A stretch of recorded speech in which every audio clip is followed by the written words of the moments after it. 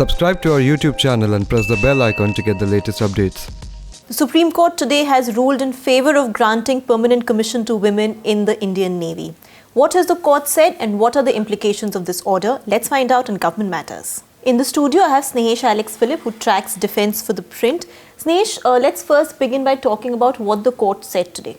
Well, the Supreme Court today has ruled granting permanent commission to the Short Service Commission officers of the Indian Navy. Women officers. Yes, the women officers. So, which means that they would be able to continue their service beyond the 14 years granted. That was prevalent for some streams in the Navy as of now, and which means that they would be able to carry on their service with the Navy for longer duration. Before we go any further, let's try and understand the difference between Short Service Commission and Permanent Commission. Well, Short Service Commission, as the name suggests, is a period for a limited period only. This right now it is for 10 years, which can be extended by another 4 years.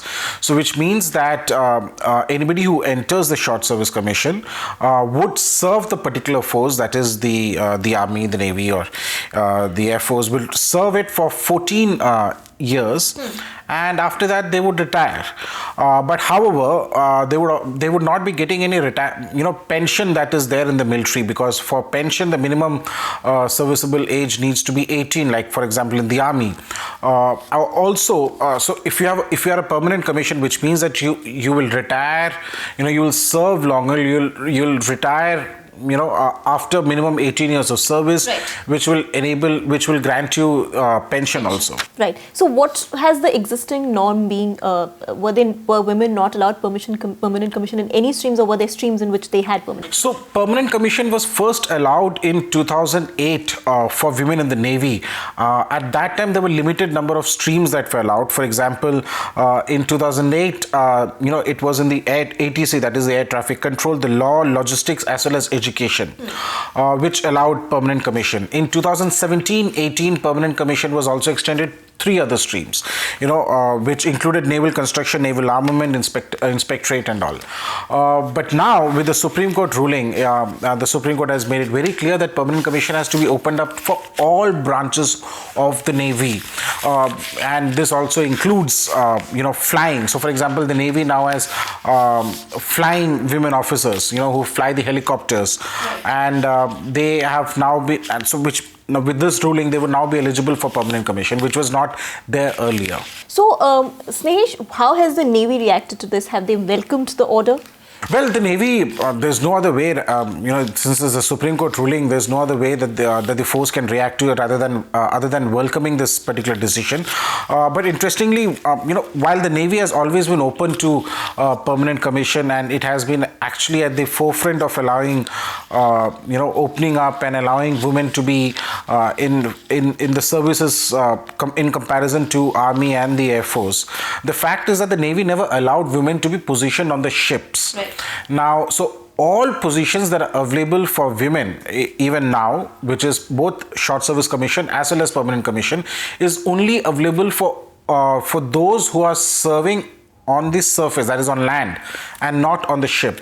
So, but today's Supreme Court ruling, the Supreme Court has also said, and the logic was that there are no separate facilities as far as women are concerned. They have to sleep in the same bunkers. There are no separate bathrooms or toilets for women. Right. So this was one of the reasons, and that is why all current ships which are being constructed through orders of the Indian Navy, and future ones will have separate rooms and facilities for women too. Right. So Navy's eventual plan was to induct women on board the ship also, but they wanted facilities to be there. But today the Supreme Court has ruled that the Navy cannot come out with 101 reasons to not do it or to delay not to do it or delay it. And the Supreme Court was of the opinion that permanent separate bathrooms or toilets for women cannot be a reason. The non-availability of separate toilets or bathrooms is not a criteria for not granting them PC or allowing them to be on board ships. Right. So how many women are there in the Indian Navy? What is the percentage, what is the ratio as compared to the... Well, if you're asking in terms of the actual percentage, as I mentioned earlier, that the Navy is the smallest of the three services, so the percentage would be higher in comparison to the Air Force and the Army. And if I'm not mistaken, it is about 6 to 7%. I think about 6.7%. So, Sneha, the court had also come up with a similar ruling for the Army in February this year, and the ruling today. Can we say we are moving towards greater gender parity in India's forces? Well, there is no doubt about the fact that the country is moving to greater gender parity as far as the Indian Armed Forces are concerned. And the Supreme Court, the army, the forces traditionally have been very men-oriented, and it takes time to change the thinking process.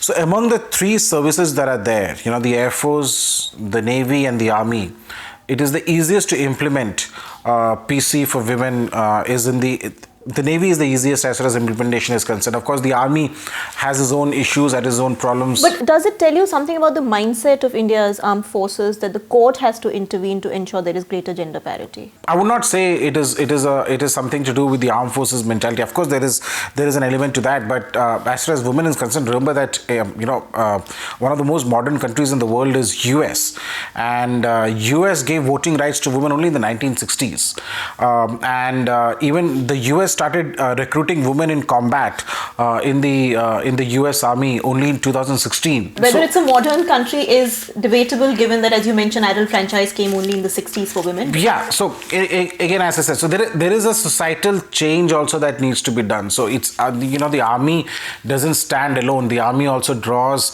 its ethos, its thinking from the society where it comes from. Right. Well, Snehesh, decoding the Supreme Court order on women in the Indian Navy and what implications this is going to have. Thank you so much for watching Government Matters. Don't forget to subscribe to our YouTube channel.